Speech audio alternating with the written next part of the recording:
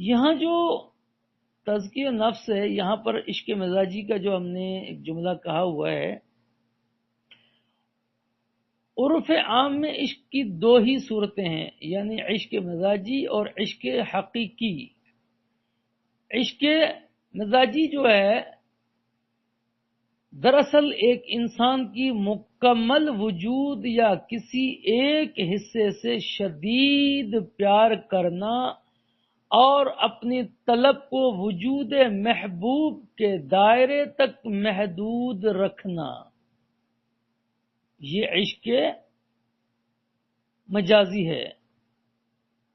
دوسرے لفظوں میں کسی ایک بنی نوع انسان کے لیے اپنے آپ کو اس کی خواہشات کے مطابق ڈھال لینا یا وقف کر دینا عشق مجازی ہے، جبکہ عشق حقیقی میں محبوب کے وجود سے ماورا ہو کر اس کی ذات کا طالب بن جانا۔ اس صورت میں محبوب کا وجود موجود ہونا لازم نہیں ہے، کیونکہ یہاں وجود کی حقیقت ہی باقی نہیں رہتی۔ یہ عشق حقیقی کا ہے۔ ایک صوفی عشق کو یوں بیان کرتے ہیں، عشق اس آگ کا نام ہے جو عاشقوں کے دل اور سینے میں جلتی رہتی ہے اور خدا کے سوا جو کچھ ہے اسے جلا کر خاکستر کر دیتی ہے۔ بالکل یہی کیفیت ایک انسان کی دوسرے انسان کے لیے بیدار ہو سکتی ہے، جسے صوفیانہ اصطلاح میں عشق مجازی کہتے ہیں۔ دراصل عشق کے لغوی معنی پھٹ جانے، درمیان سے پھٹ کر ایک ہو جانا، مگر متصوفیانہ اصطلاح میں عشق کی تعریف دراصل تیقن کے انتہائی مقام کی صورت میں کی جاتی ہے۔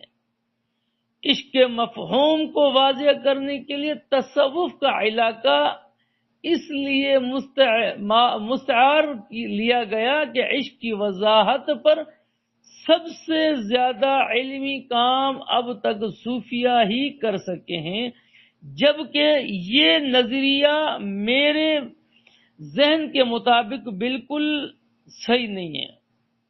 صوفیہ اکرام جو بھی کام کر لیتے ہیں انہوں نے صرف یک طرفہ ہی انہوں نے لے لینا ہوتا ہے، مگر علماء کرام اور مفتیان اعظام جو چیز سمجھاتے ہیں، ہر اصطلاح اس کی بیان کرتے ہیں، عشق حقیقی کی طرف وہ ہمیں لے کر جاتے ہیں، ہمیں بتاتے ہیں، ہمیں سمجھاتے ہیں، ہمیں سکھاتے ہیں کہ بھائی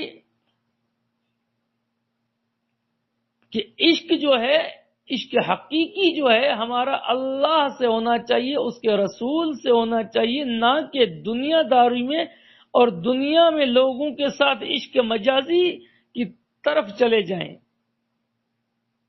عشق مجازی میں نقصان ہے، عشق حقیقی میں کوئی نقصان نہیں ہے۔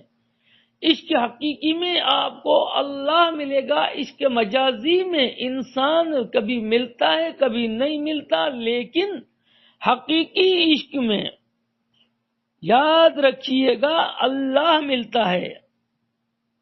لیکن ماضی میں عشق مجازی کے ذریعے بھی عشق حقیقی تک لوگوں نے سفر طے کیا ہے، لیکن یہ کوئی پختہ اصول نہیں کہ ہر انسان کو عشق حقیقی تلاش میں عشق مجازی سے گزرنا پڑا ہو، کہ میں تو اپنے شیخ، میں تو اپنے استاد، میں تو اپنی استانی سے عشق کرتی ہوں، میں ان سے محبت کرتی ہوں، میں ان کے ذریعے سے اللہ تک پہنچنا چاہتی ہوں، حقیقی عشق حاصل کرنا چاہتی ہوں۔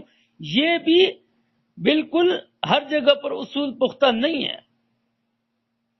ہر انسان کو عشق حقیقی تلاش میں عشق مجازی سے گزرنا پڑا ہو، یہ بھی کوئی حقیقت نہیں ہے۔ اللہ تعالیٰ نے قرآن مجید میں فرمایا کہ اللہ نے اپنی ذات تک پہنچنے کے لیے انسان کو بہت سارے طریقے دیے ہیں۔ ان میں ایک یہ بھی تھا جس کو بہت سارے بزرگان دین نے پسند کیا۔ مثال کے طور پہ آج کل دنیا میں چینی کمپنی کا ایک فون ہے ہواوے، جس کا کیمرہ زبردست ہے، اس کی بہت سی خصوصیات ہیں۔ چین نے اب یہ فون بنایا، پہلے اس کے لیے نہیں بنایا تھا، کیونکہ چینی قوم کی عادت ہے نقل کرنا، اور جو بھی آپ ان کے سامنے رکھو وہ ویسا ہی بنا دیں گے۔ کئی سالوں سے آئی فون چائنا میں بن رہا، اب ان کو سب کچھ سمجھ آ گیا ہے کہ آئی فون میں کیا ہے، لہذا انہوں نے آئی فون کو شکست دینے کے لیے ایک ایسی چیز نکالی ہے۔ ایسے ہی بزرگان دین بھی گزرے جنہوں نے پہلے مریدین کو کہا کہ پہلے عشق میں مبتلا ہو جاؤ تاکہ عشق کا مزاج اس کو سمجھ میں آ جائے اور عشق کی جذبات اس کے اندر پیدا ہو جائیں۔ جبکہ ان کو عشق مجازی ہو گیا تو پھر بزرگوں کو کوئی محنت نہیں کرنی پڑی، کیونکہ انہوں نے اس کا صرف رخ اللہ کی طرف موڑ دیا۔ لیکن عشق مجازی صرف اس وقت تک روحانیت میں شامل تھا جب تک اس کا اللہ کی طرف سے سلسلہ چل رہا تھا۔ جب اللہ کی طرف سے یہ بندہ ہو گیا تو عشق مجازی کو روحانیت سے خارج کر دیا گیا۔ اب یہ معاملہ یہاں پہ ختم ہو گیا۔